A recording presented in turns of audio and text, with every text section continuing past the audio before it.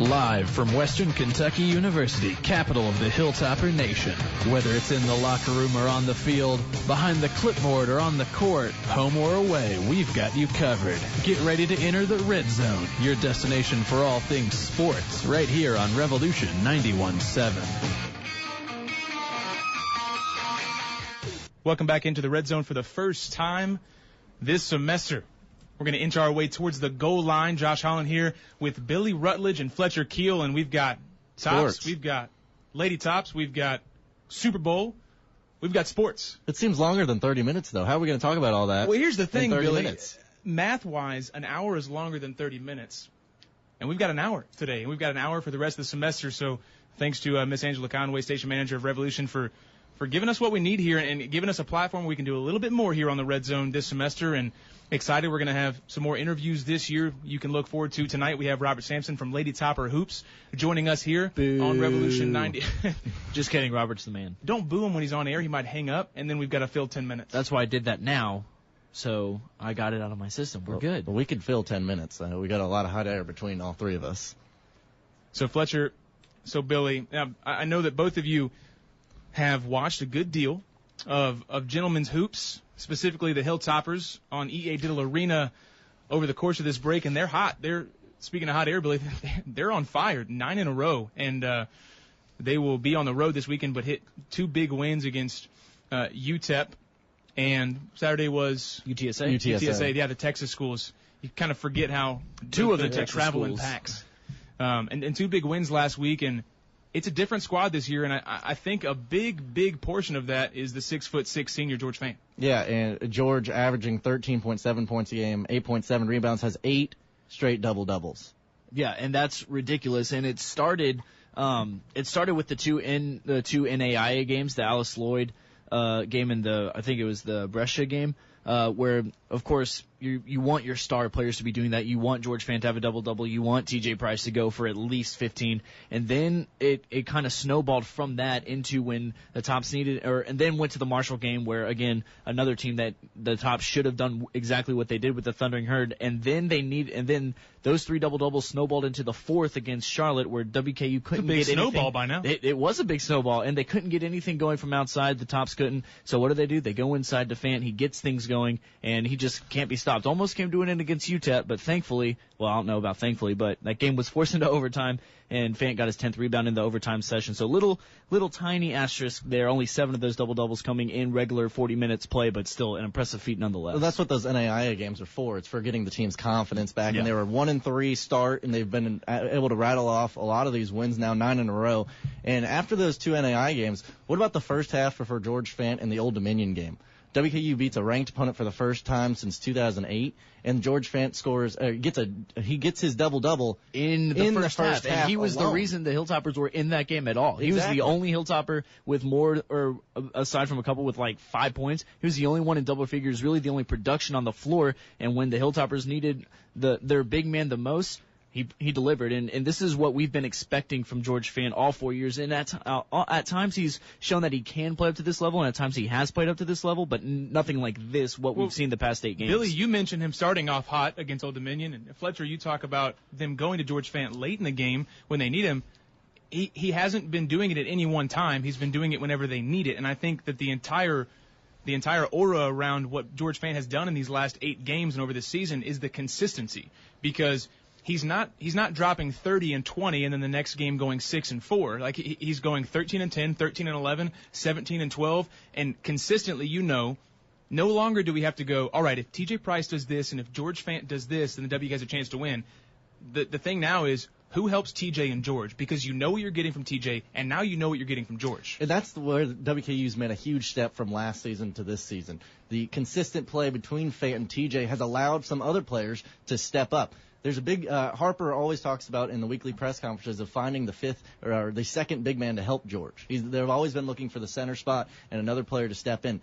And Ben Lawson has really done that. Lawson, Johnson, Rostov have all split time, or the majority of the time, and it's all under the wing of George Fant. Fant's been a great mentor this senior season with Ben Lawson in his second year, trying to get a little bit more weight on, growing up a little bit. Johnson coming in fresh as a freshman, and Rostov getting those starting minutes. He does a great job. But Fant has just really become the leader of this team and all around. And elsewhere on the court, while George Fant and the big man are trying to get things together and in sync there, if T.J. Price is struggling at any one point in the ball game, Tracy Jackson and Chris Harrison-Dox can step up. And unlike last year where they felt like they had to carry the team for a whole game, if they hit a couple big three shots to put the Tops right back in the game, T.J. Price, who again has emerged much like we thought he would over his first 3.5 years, he's becoming the player we knew and thought he could be. He then takes the reins, he takes the energy from the team and puts it back into his play if he gets off the wagon a little bit. Yeah, it's a true inside-out game now for once for WKU with you can shoot from outside, and now you have a post presence that's not really getting in foul trouble early in the game. And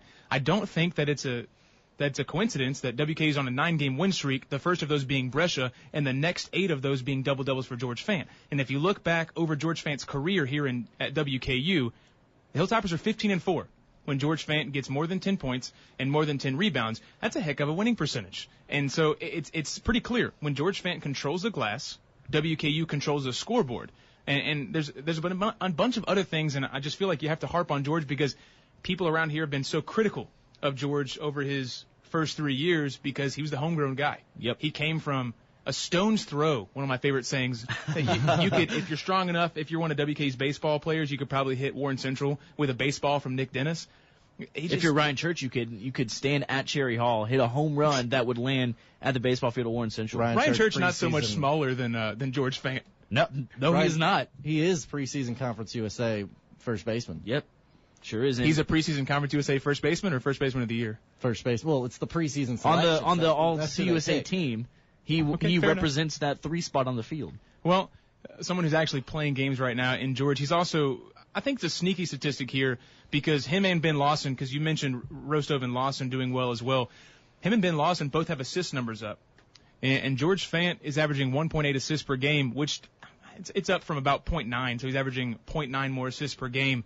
But his turnovers are the same, and they do a really, really good job of passing down low between the big men. And I think that's one of the more underrated parts of basketball is quick, short passes down low in the paint. Yeah, and it's really George, his being able to excel in Harper's main defense is he likes to press, and it likes to be, different times of the game. He may do it early, maybe a knockout punch, or he may do it late, or even in the middle of the game, any time for press. But Harper is really allowed George to be able to become the star of this team. TJ's a little injured right now, but George has been able to, with this press defense, be able to stay fresh because of some of the bench and some of the depth with Johnson, Rostov, and Lawson. And he's been able to come late in the fourth quarter, not drawing fouls. He had 0 fouls against the UTSA. He's been able to come in late and be able to get huge points and boards when WKU needs them in clutch time. You talk about assists. WKU now second in Conference USA with 97 total assists and excuse me, and you compare that to their turnovers, 97 assists to 73 turnovers so far on the conference season,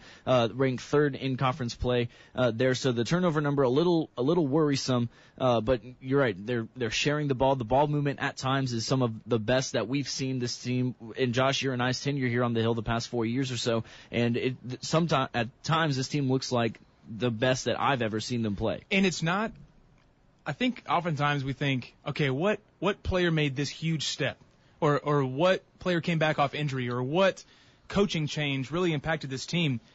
We talk a lot about how well George Fant's doing. If you look just statistics-wise, his points are up by a half a point a game. His rebounds are up to not a huge margin, but very, very impressive. Mm-hmm.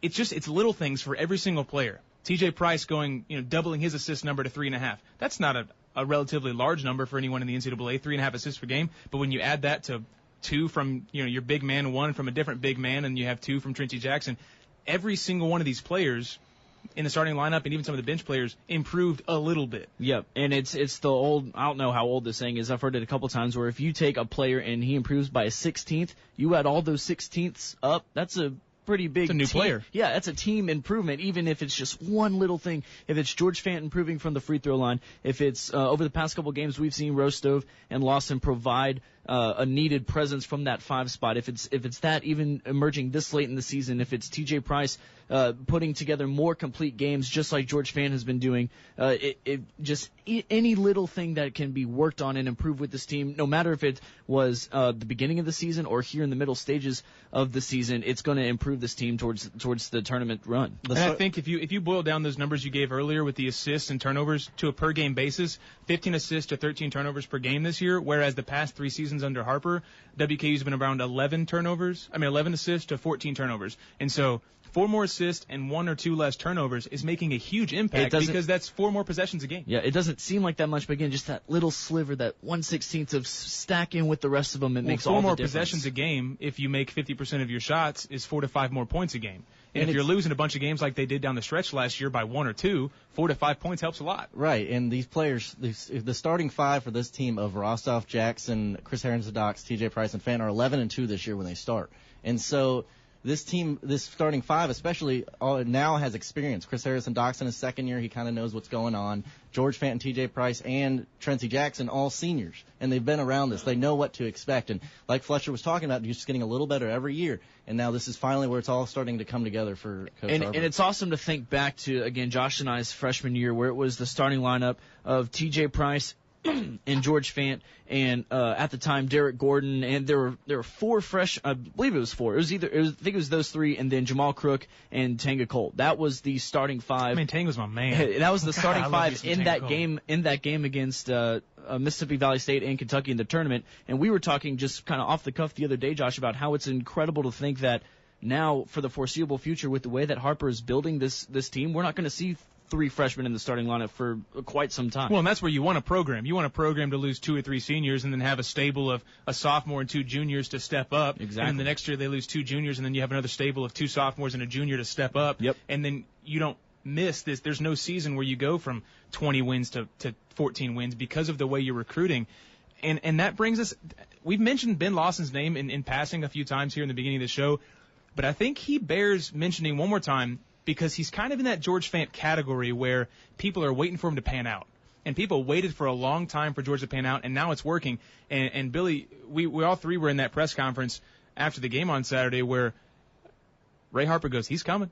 Yeah, and he's on his way. He's showing flashes. The last 2 games for him this weekend versus UTEP and UTSA, he had 10 points and 6 points. He had both games. He had 5 rebounds, and in the second game, Ben Lawson's UTSA, bigger when he faces Texas. That's an old saying, right? He has 6 blocks. 6 blocks in the game against UTSA. That's the most blocks for a player in WKU since 2008. I think it was 2000. I thought it was 2011 with Tang. I think it was 2011 with Tang. I'm thinking 2008 right against North Texas. Was anyone else pulling for Ben Lawson to get more blocks and points?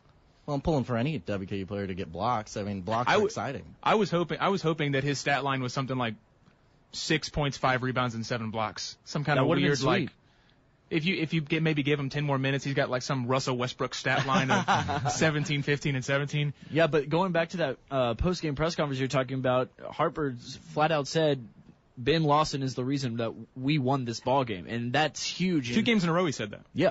Yeah, and that's huge. And, yeah, he was a guy who came off the international circuit, and our old pal Jason Martin was saying that he was watching CBS Sports one night, and they were saying this Ben Lawson kid, when he becomes of age, quote unquote, and gets a muscle and he's playing every day, people are going to wonder why he's at Western Kentucky. Just depends when he gets the muscle, man. I was if he gets the muscle. I mean, I was with him a little bit when he came in his freshman year, and he was talking about how they were making him eat 7,000 calories a day.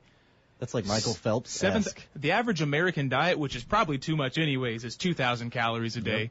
He's Michael eating, Phelps eats 5,000 for breakfast. Well, you know what helped? He said he hated food. What helped was being on the U21 Britain team over the summer between freshman and sophomore year. He goes over, like Fletcher talks about in the international circuit, and plays some international ball with some players that maybe a little bit on the same level or a little bit better than Conference USA opponents, but he's starting to finally figure it out a little bit. A little bit less pressure is on him now that George is actually exploding this year with double-doubles in 8 straight games, and so it's a really good situation. Especially, we've seen flashes from Justin Johnson and his athleticism. You can see these dunks. If you ever go to Diddle Arena, you might see a huge dunk from Justin Johnson over a player. And he loves doing that, too. But nothing will beat the dunk that Fant threw down over, I can't think of the guy from UTSA, but it was nasty. Posterized. Literally posterized. WKU's going to make a poster been doing that a little bit more lately, and that's what. God, I think one of the reasons that people draw so much to men's basketball is the chance that someone get dunked on. Like there's some human need for us to see someone else getting embarrassed by someone else dunking on them. And they're finally providing that. And that's just another level. 3-point shots are exciting. Fast breaks are exciting. Dunks are exciting. And when you put fast breaks and dunks together, fans want to show up. And I think that for a crowd that we talk about a lot as being poor fan support, I think we should also mention how good they were during that Texas home swing. Yeah, I'm glad you brought up the fans, because the fans over the games in the Conference USA have been better than I thought they were going to come out. The Louisville game, I know that's a big game, and a lot of Louisville fans that came. It was very loud. It was over 7,000. But the Old Dominion game, there was a good show out. There was less fans than I thought that actually looked like they were there. And then for the UTEP game, I've never heard Diddle that loud for those final 2 free throws that UTEP shot before the end of regulation. UTEP was the best environment that I've been in since the Tops beat MTSU to close out the 2011 season. It's the best environment I've ever seen at Diddle Arena in the 4 years I've been here with MTSU. Yep. And I think if the stadium had been packed for UTEP, if it had been sold out instead of 6,400, I think it would have been the same. Yep. And so we sure hope that we're creating a little bit of feel like you're in EA Diddle Arena talking about Hilltopper hoops. Don't think we're going to kick you out just yet, because when we come back, we've got Lady Tops basketball. We've got SID for Lady Topper hoops. Robert Sampson joining us, and we've got a preview of this weekend where WKU opens up tomorrow night hosting Louisiana Tech. We might even have a special visitor in the crowd. So we're going to come back here on Redzone Radio when we come back. Talking all things Tapper sports, you're listening to Red Zone on Revolution 91.7. Back here in the Red Zone, seems like it's just 20 yards, but it's an extended edition. We're going to start going an hour long this semester here on WKU Red Zone Radio, whether you're listening to Revolution 91.7 or live online at revolution.in.fm. Excuse me. Thank you for tuning. .in. Please don't listen on revolution.in, because that's not an actual website. Is that how you listen in Norway? Because I know if you go over to London, it's .uk. If you're up in Toronto, it's You .ca. saved yourself there, because I had no clue where you were going with. If you're in Norway, is it .in, or would it be .nr? Fletcher, I'll be honest, I don't know a lot about Norway, but I know we are high top mass media.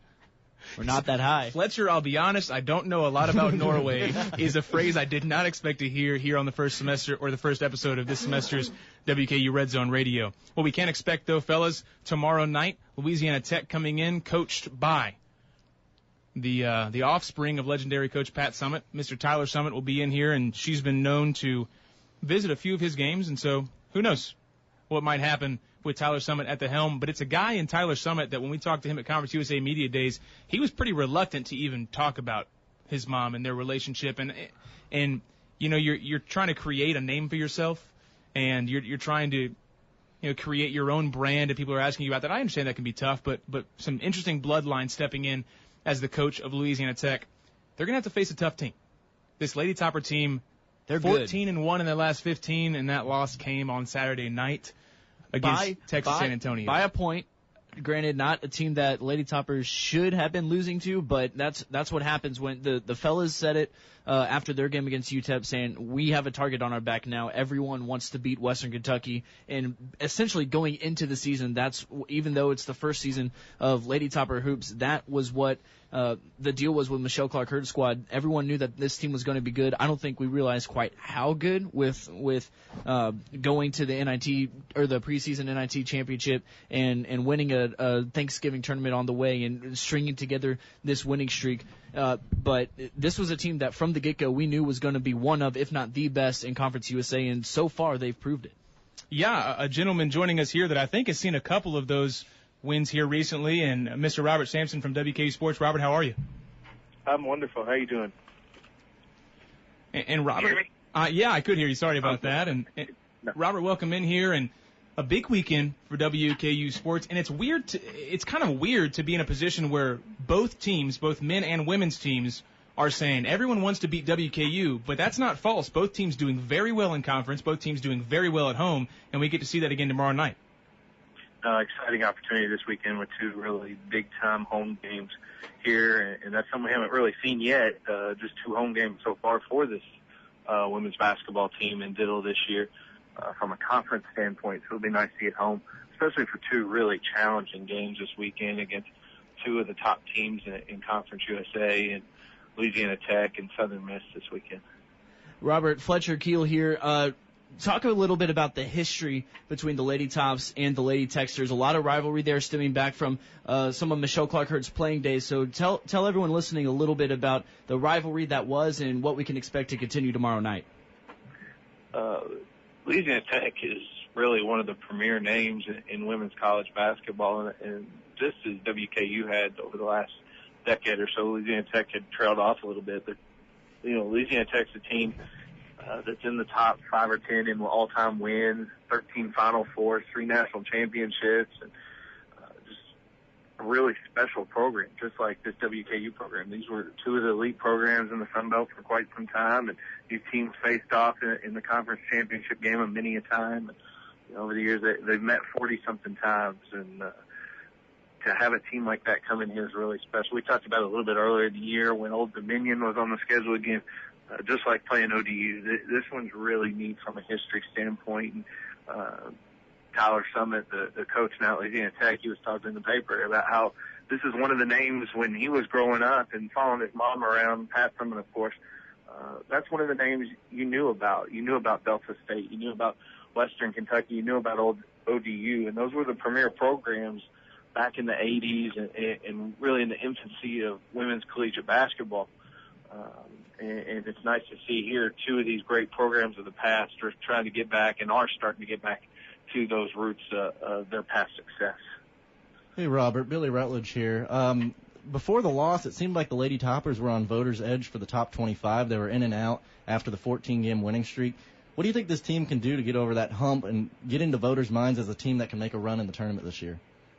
Yeah, I think the team's definitely on everybody's radar right now. And unfortunately, there's not much room for error when you get in the top 25 because, that's 25 out of almost 350 teams. So once you've gotten to that point, you're right there among the elites. And there's definitely not that room for error in a conference like Conference USA where maybe you're not playing a top 25 team every week, whereas some of those other teams in that 20 to 25 range were playing other top 25 teams that week. So a loss for them is a little bit different than a loss for us sometimes. But it's good to be back on the national radar. People are talking about this team. There's been NCAA tournament committee member at least one in to see the team this year play. And we know if the team can continue to take care of business, they'll be on everybody's radar when it comes to Election Sunday. And if the team can continue to perform at a high level, will give themselves a chance to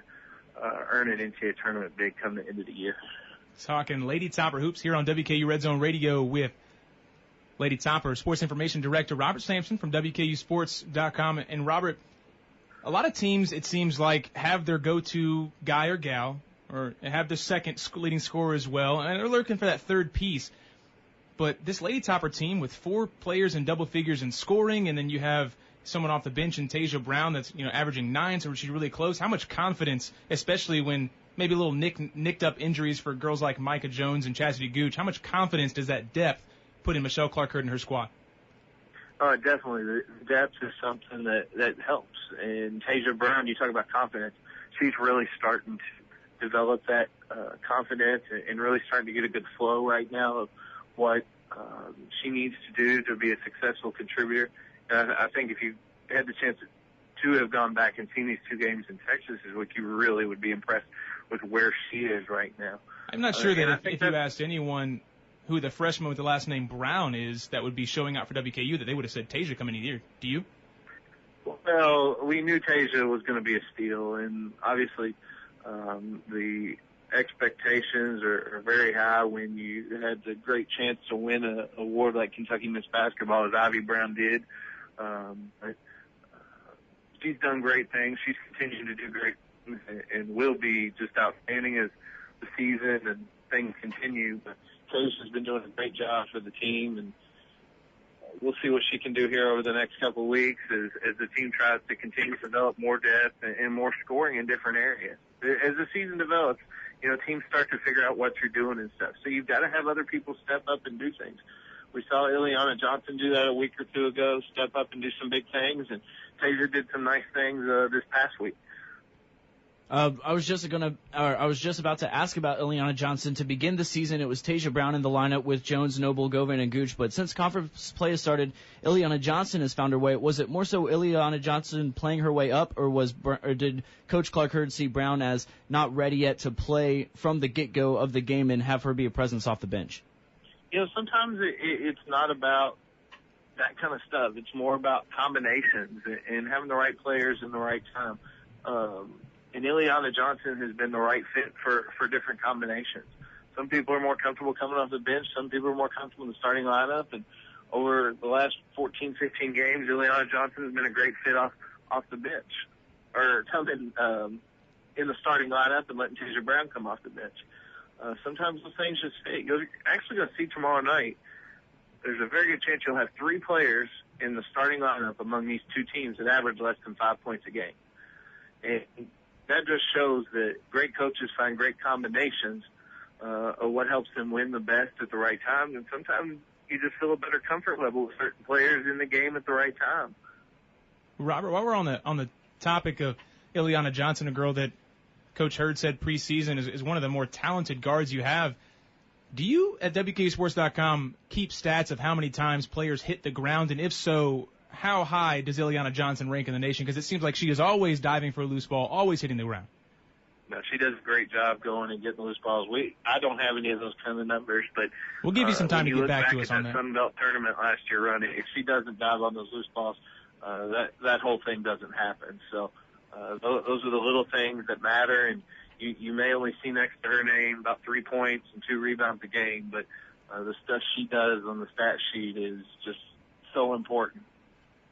Robert, I was watching the press conference from the day, and I was watching Kendall Noble say that the loss wasn't actually the worst thing that could happen to them, and a loss midseason after a 14-game winning streak kind of brought them back down to earth.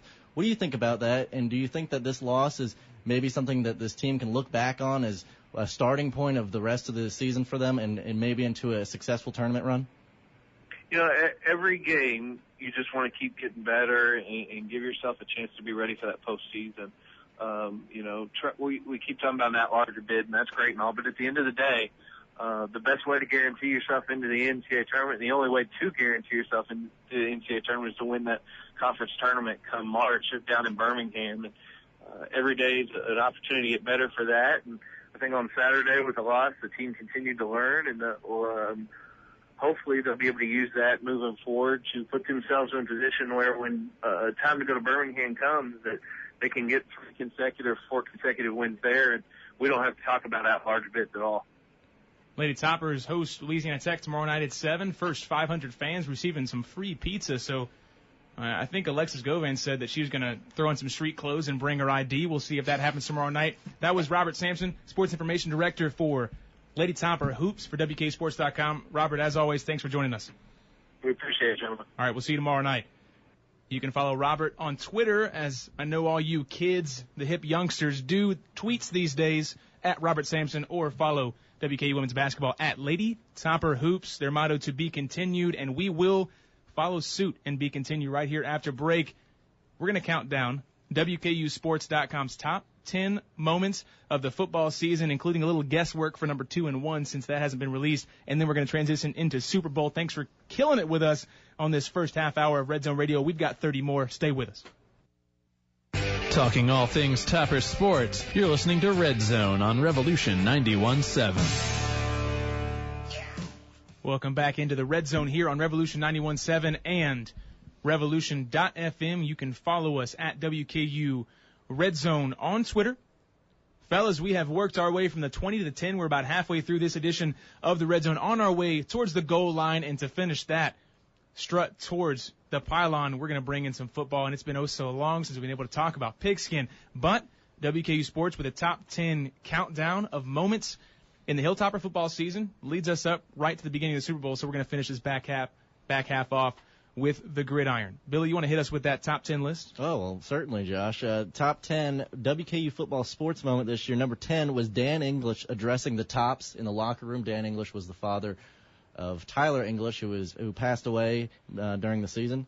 Number 9, the defense dominates on senior day. Number 8, Dowdy to McNeil record breaker. Number 7, halftime Hail Mary. Number 6, hold on. Wonderful Terry strip 6, number 5, a wonderful pick 6. His pick 6 against, I believe, who was it that he had the pick 6 against? UTEP. Or Navy. Either one, because he had one. Yeah, but this one's from UTEP. Number 4, Leon Allen rushing for the record.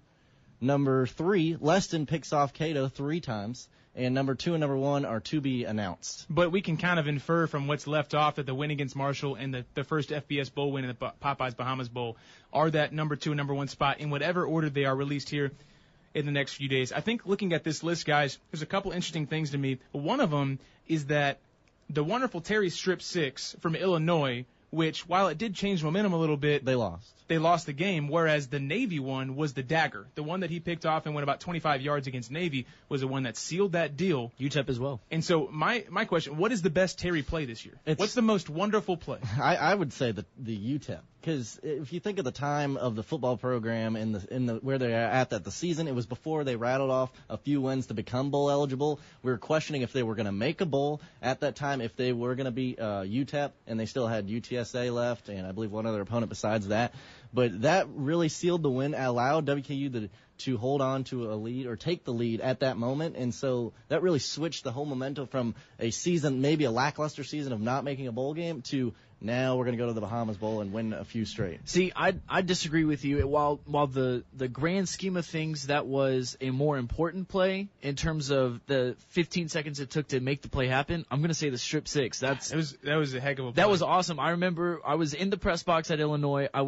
We saw them about to score. We saw the Illini about to score, so I was about to tweet Illini touchdown, and then I look up and I hear the Illinois crowd just go, oh, and this little cluster of red start to cheer. I'm like, what's going on? And so I had to actually look up and see the Big Ten Network replay of it because I'd miss it because we assumed that it was going to be an Illini score, and that was just awesome. And that was the play that really put Wonderful Terry on the map. Without that play, yeah, he has the 2 pick 6s, but it's more so like, oh, this guy had a couple of pick 6s. That was the one that got him on ESPN. Yeah, not necessarily, oh, Wonderful Terry, we're going to expect this every game. Not really, but as the season turned out, basically, as the season went along, it was like, oh, we can expect this every game. The funny thing about the Wonderful's strip 6 is that I had it on video, and I could barely see it on video when I went to replay it. We had to slow-mo it down to like a third of the speed for me to actually see him taking the ball. That's how quick it happened. You said a 15-second play. The most impressive part of that play happened in like half a second. Yeah. He was so quick. Well, look, it's a wonderful play, no pun intended, but it wasn't it wasn't above the UTEP top moment. You got to look at the list as Hilltopper football top moment. While that was a great play, they still lost the game to Illinois. It was on the road. But, for the UTEP interception, that was the huge turning point, I would argue, of the season, really late in the season. Without a doubt, without that win, Hilltoppers sit at 6-6, and their trip to the Bahamas is in question. A bowl game in general is in question, but still, in terms of a play, I've got to give it to. You look at SportsCenter all the time; they'll do a top play, and it'll be a great leaping catch by the shortstop. That team lost 6-1, but still, that one play was the top moment of the game, and that's one of the top moments of the season for the Hilltoppers. I think better than the UTEP pick 6, just in terms of skill of enjoying watching it, is the strip 6 in Illinois. It'll be hard to overuse bad puns with this guy's name, but another gentleman that made the list twice, Willie McNeil. He had a 55-yard touchdown against Central Michigan, the Popeyes Bahamas Bowl, that gave him the receptions record for WKU, and he had a Hail Mary versus Army. And this guy, if you look at him, you saw him around campus, you wouldn't think he's a Division I wide receiver. He's tiny. He's a little bit thin, and he's not like he's not strong. He's probably stronger than all of us, but he doesn't look that big. He's one of those guys that probably has a deceptive strength. He never ran the fastest on the field, but he was pretty quick and had decent hands. And he's got a record for receptions. And so it's another one of those overall scheme of things more important, or one play more important, because that Hail Mary, I think, was pretty cool, but I missed it as I walked into the locker room. I'll confess too, I missed the Hail Mary, but they have the Hail Mary above the Dowdy to McNeil record breaker. It's just, I don't agree with that. I would say, the Hail Mary We kind of see the difference between Fletcher and Billy here today. Well, Fletcher's talking about Billy's plays. an overall I'm scheme of thing, and Fletcher just likes the excitement. Absolutely, and being one, I was actually in the stands for that Army game, and it happened just 20 feet over to my right when that touchdown was scored at the end of the half, and that was just a great half, a great game, and was the same game, of course, that that Leon Allen broke the Conference USA rushing record in. So 2 memorable moments from that game. And yeah, I'm going to go with the excitement factor of, and granted, it wasn't a big game. Everyone kind of thought that the Hilltoppers would kind of run away with the win over Army, but still it was one of those things where it's like, Brandon Doughty, what else are you going to do? You're going to throw this crazy touchdown before half when it really didn't matter at that point and prove not to matter in the long run. But yeah, I'm going to go with, I think WKU Sports got that one right by putting that ahead of the record breaker. Although the record breaking touchdown wasn't a great play, it was still a great moment in WKU Sports, yes. But if we're counting plays, then we're going to go with the exciting play. Right, but it's a Hail Mary. It's not like it was like a great one-handed catch in the back of the end zone. It was, it was a very it bounced lucky, off a couple guys. Doughty threw it out the top, threw a Hail Mary at the end, and he just came down and caught it. That's a great moment. But Doughty to McNeil for the record breaker is it's top football moments. I think that should be ahead. It's rated at 8, but I don't know. I think that the Hail Mary was more of maybe a top play, maybe more of a top moment. Well, earlier we gave out the Twitter handle for you to contact us here at WKU Redzone, and throughout the semester we're gonna welcome you to tweet us your questions. And we actually have a question here from Will Hickson at Will Hickson. He was listening in. He heard the George Fant conversation. We had to open the show, so I asked you guys to quickly go back to that. He asked, how does Fant play so effectively as a big man when he's only 6'6"? He's wide. He's bulky, and he's got hops, but I think it's Harper always talks about how rebounding is not a size or a skill issue. Rebounding is an effort issue. And George Fant has a different mentality here in this middle part of his senior year. He's got this aggressiveness that's allowing him to finish through contact, and also positioning is huge. That's why you see, if you look at the NBA, you've got guards like Chris Paul and Rajon Rondo. Chris Paul's short and Rajon Rondo is pretty skinny, but they both are generally near the top of the league in guard rebounding. That's because of positioning. And George Fant's a little bit older, he's a little bit smarter, and he's also pretty darn wide. Also, for the record, Hilltoppers lead Conference USA in total rebounds. Well, what's the saying? Hard work beats talent when talent doesn't work hard. Interviewing some of the players at the beginning of the season, they were saying that George was working harder than anyone in the weight room. He does the same thing on the court. He works hard on and off the field, and that's where he's been able to find his success. In his final senior season, he's finally starting to put it all together, all at the same time, and that's why we're seeing 8 straight double-doubles out of him. We got another question from Twitter from Mr. Mike Harden.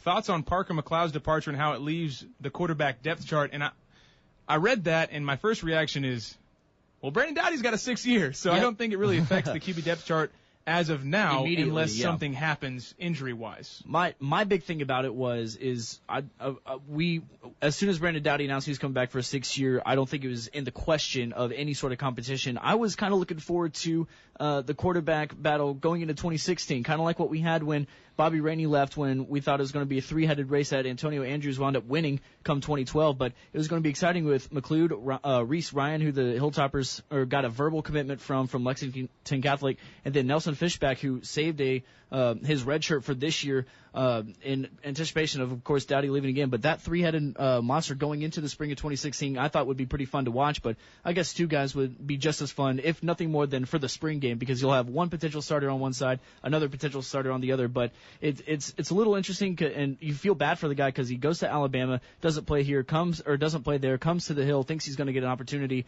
and now he's going to move on to his 3rd college, hoping to do what he loves to do and play football. You feel bad for him, but just a tough situation. One point I want to make on this: if Doughty wasn't coming back for the 6th year, this would be a huge story. This would be a much bigger issue. Mm-hmm. We should be almost. Well, I don't think it's even an issue because I think he stays. Okay, well, I'm saying we would be spending more time on it. That's the original thing I'm saying. Especially with signing day leading up next week. And with signing of the verbal commitment of Reese Ryan, I think it's going to be downplayed a little bit with him leaving the program. Mm-hmm.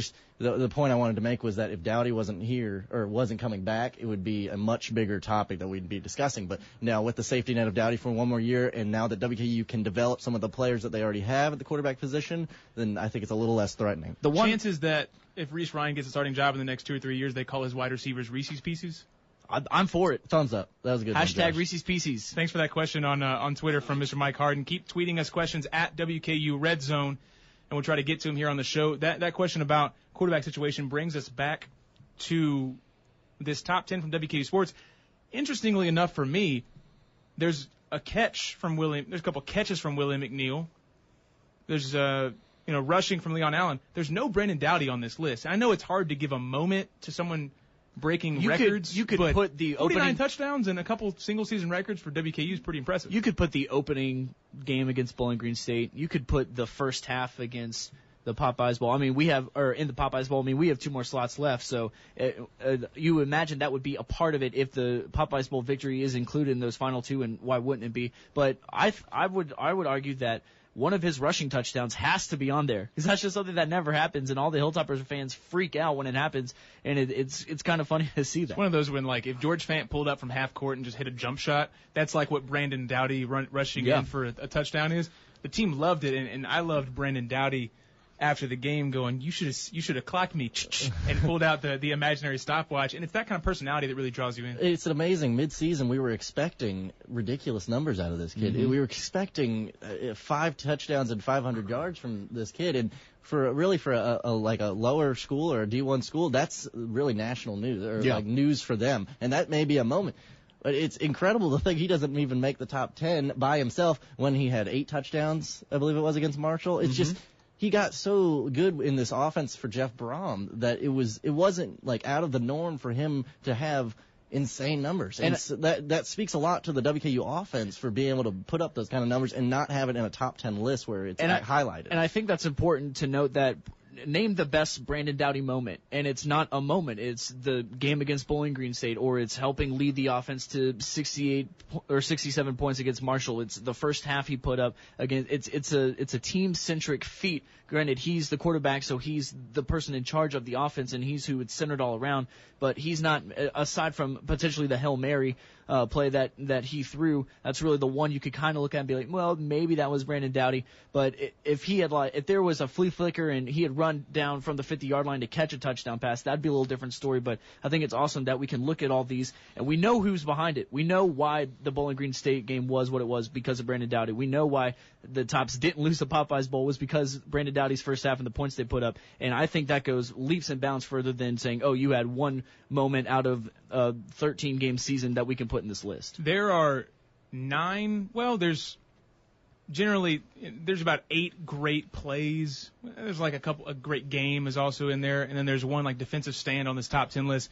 But number 10 sticks out to me, fellas, because there was a couple other great plays. Jawan Gardner had a pick 6. Prince Awara had a nice game with an interception against Illinois. Those are some pretty impressive plays. But number 10 for this list, with Dan English talking to the Tops football team after his son, about a week after his son had passed away. And Tyler English, if you didn't know, was a recruit, and he was actually a pretty highly touted recruit coming in as a tight end.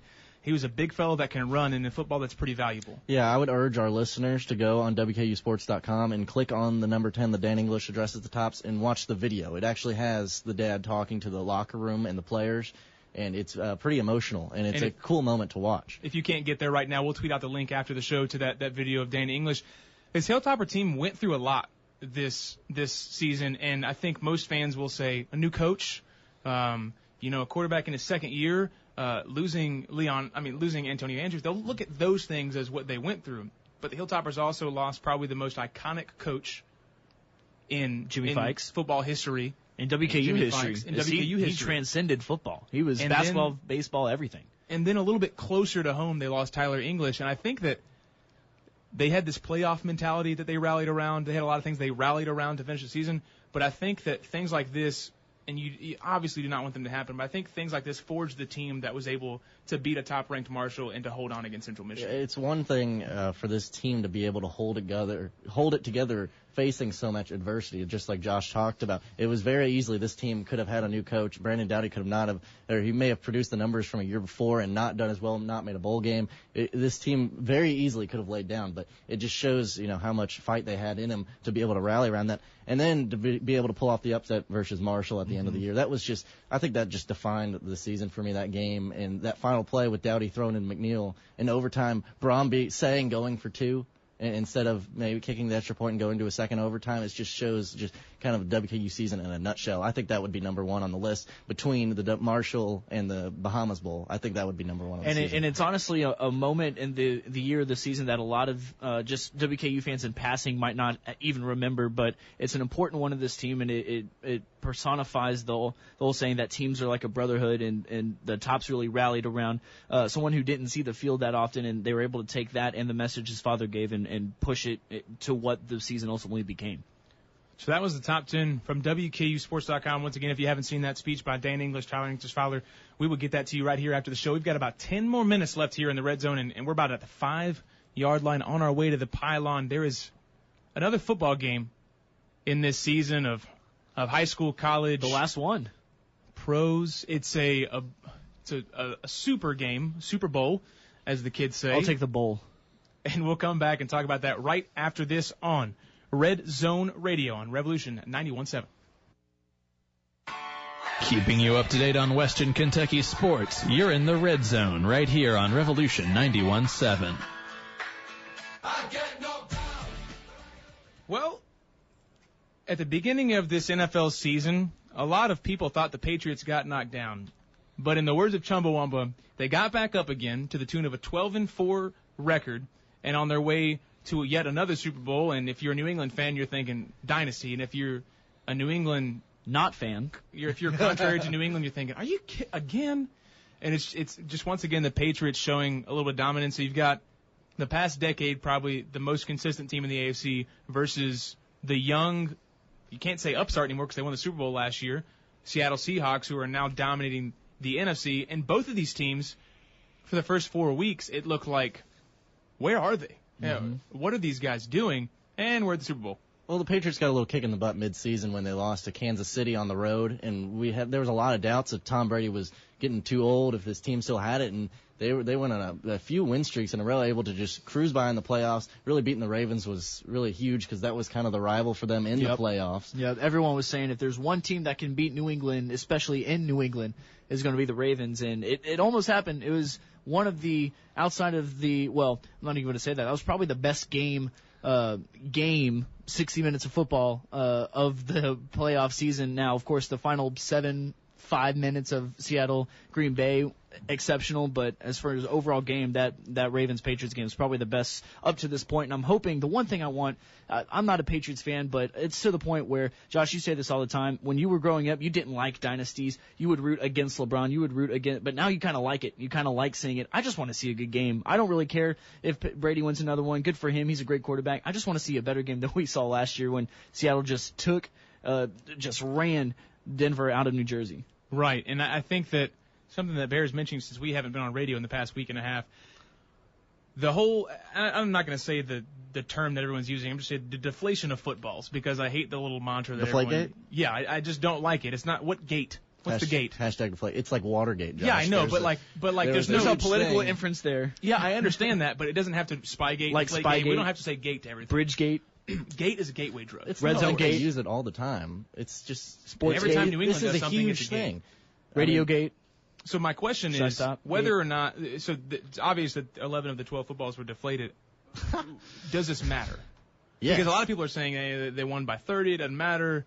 What is the significance of this? And if so, what does the NFL do? It makes it easier to catch the ball. Like it's probably hard for us to just feel a football and be able to tell the difference between 2 or 3 PSI. But for guys that do this every single day of their lives and where they make all their money and make fame, this is a huge difference. We've seen past quarterbacks coming out in the past saying, well, Brad Johnson, the former Bucs quarterback, well, I'm a huge Bucs fan, so I bring him up.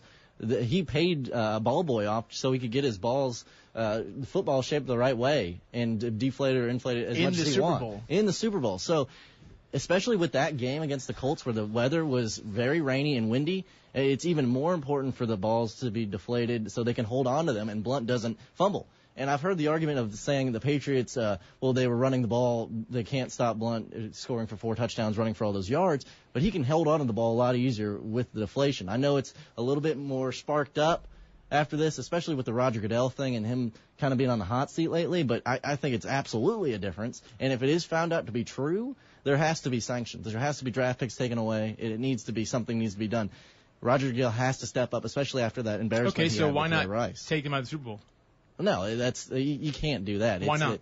It's because show me. Okay, Bill, let let me ask you something. If you are in class and you cheat on a test, does the teacher say, we're going to dock you attendance points, or do they say, maybe you don't get participation for this day of class, or do they say you failed the test? All right, or do they kick you out of this university? I think that they should not, or talking about the NFL and Roger Goodell, should not rush into a decision here. I don't think they should make a decision or try to find an investigation on this until after the Super Bowl. If they try to do this and they rush it and they screw it up, then there's going to be even more backlash then for the NFL. NFL. Penalties don't matter if it's after the Super Bowl, yes, because they do. then they just won the Super Bowl. They cheated to get to the Super Bowl, then they won the Super Bowl. It's the Reggie Bush mantra. What are you going to do when it find out that the Patriots did do it? You're going to take the title away? Well, there are a billion people watching the game that all saw it, just like there are a billion people who saw USC not only win the 04 championship, but saw Reggie Bush lift up the Heisman Trophy and do the whole Heisman stance in New York. You can strip the title away, but the fact that they were still there, the fact that it still happens, isn't a punishment, even if they say, oh, yeah, the record books aren't going to say it.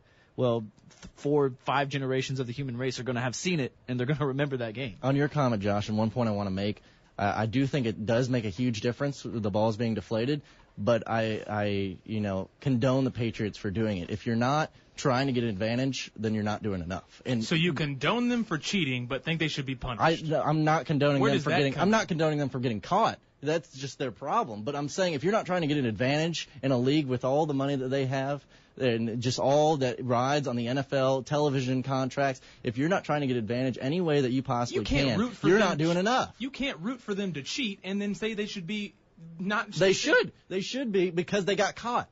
I'm not rooting for them to cheat. So you are an advocate of the rules, but only if they get caught. Like, I think you should be. I'm an advocate for you getting arrested for murder, but only if they find the prints. No, you're using it in the wrong sense. Only if you find the prints. If you're not trying to get an advantage, then you're not doing it right. But they have to pay the consequences for getting caught. So cheating is okay if you're good at it.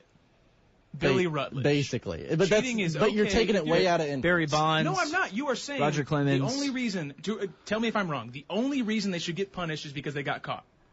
That is the only reason. Yes.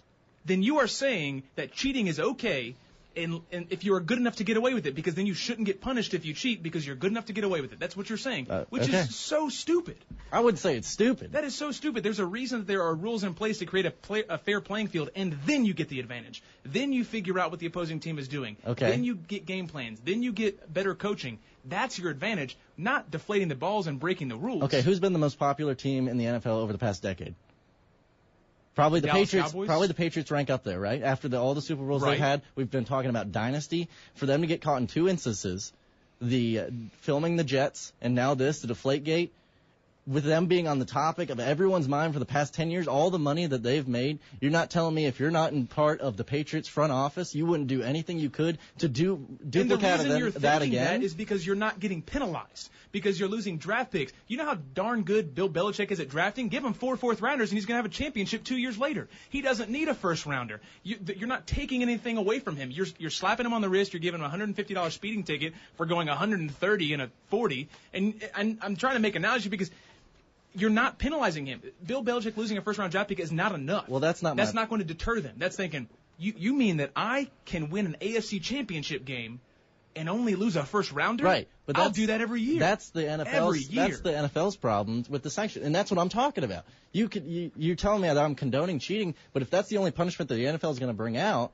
then why not do it all the time? Why not trying to get the advantage at all times? I'm trying to wrap my head around you here, Billy, because you're saying they shouldn't be taken out of the Super Bowl.